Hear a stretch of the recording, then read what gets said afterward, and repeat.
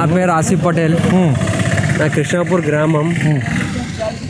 చెప్పండి, ఏంది మరి ఎట్లా ఉంది 1 year పాలన కేసీఆర్ పాలన బాగుంటే గత 17 సంవత్సరంలో కేసీఆర్ గారు మంచి పథకాలు ఇచ్చి తెలంగాణకు ముందుకు తీసుకుపోయినారు.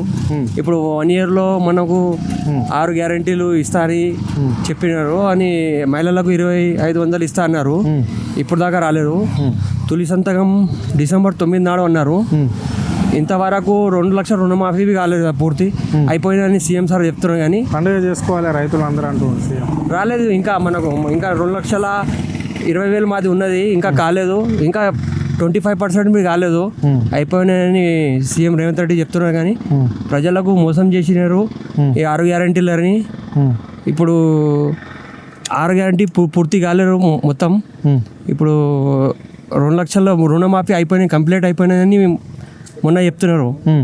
అదే ఇప్పుడు కేసీఆర్ పాలన బాగుంటే కేసీఆర్ సార్ పథకాలు తీసి గత 10 ఏళ్ళ మంచి పథకాలు ఇచ్చి తెలంగాణకు ముందుకు తీసుకుపోయినాడు.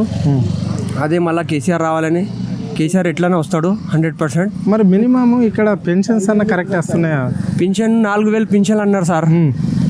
2,000 పింఛన్ వస్తున్నది. ఇప్పుడు 1 year కంప్లీట్. ఇంతవరకు 4,000 ఇవ్వలేరు. ఇస్తా అంటున్నారు కానీ ఇంకా ఇవ్వలేరు. ఇంకా చాలా పనులు పెండింగ్ ఉన్నాయి. పేదలకు ఇండ్లు కట్టిస్తామన్నారు. 1 yearలో రాష్ట్ర వ్యాప్తంగా 4 లక్షల పైగా ఇండ్లు ఇస్తామన్నారు. చెప్పినారు కానీ ఇంతవరకు అమలు చేయలేరు కదా. ఎందుకంటే 6 గ్యారంటీ చెప్పినారు కానీ వాళ్ళు ఏం తొడెం ఇచ్చి మరి చేసి అయిపోయింది అని చెప్తున్నారు కానీ ఇంకా కాలేదు.